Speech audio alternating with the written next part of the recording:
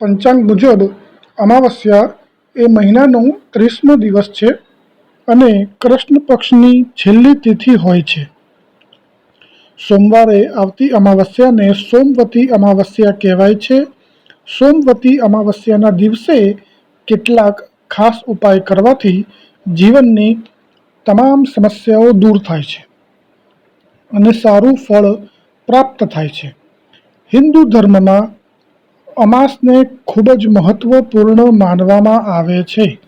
વૈદિક કેલેન્ડર મુજબ દરેક હિન્દુ મહિનાનો છેલ્લો દિવસ અમાસ તરીકે ઓળખાય છે. આ દિવસે વ્રત, પૂજા, સ્નાન અને દાન વગેરેનું વિશેષ મહત્વ છે. પંચાંગ અનુસાર આ વખતે શ્રાવણ મહિનાની અમાવસ્યા 2 સપ્ટેમ્બર 2024 સોમવારના રોજ આવી રહી છે. સોમવારે આવતી અમાસને સોમવતી અમાસ કહેવાય છે. બધી અમાસમાં સોમવતી અમાવસને વધુ મહત્વની માનવામાં આવે છે. સોમવતી અમાવસના દિવસે સ્નાન અને દાનની સાથે પિતૃ પૂજન પણ કરવામાં આવે છે.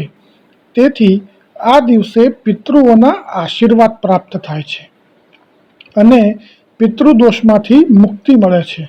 જ્યોતિષશાસ્ત્ર અનુસાર સોમવતી અમાવસ્યાનો દિવસ ગ્રહદોષ, પિતૃદોષ, નાગદોષ અને કાળસર્પદોષ વગેરેથી મુક્તિ મેળવવાનો સૌથી શ્રેષ્ઠ દિવસ છે. આ પવિત્ર દિવસે વિદ્વાન બ્રાહ્મણને ઘરે બોલાવીને યજ્ઞ, પૂજા, પાઠ, હવન દ્વારા કુંડળીમાં બનતા ખરાબ દોષ જેમ કે ગ્રહદોષ, કાળસર્પદોષ, પિતૃદોષ વગેરેનું નિવારણ જો કરવામાં આવે તો તાત્કાલિક અસરથી તેનો પ્રભાવ જોવા મળે છે.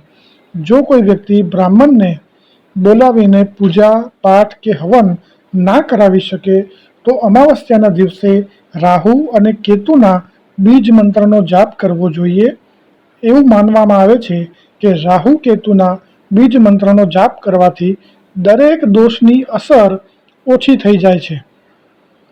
રાહુનો બીજ મંત્ર છે ઓમ રામ રાહવે નમઃ અને કેતુનો બીજ મંત્ર છે ઓમ કેમ કેતવે નમઃ.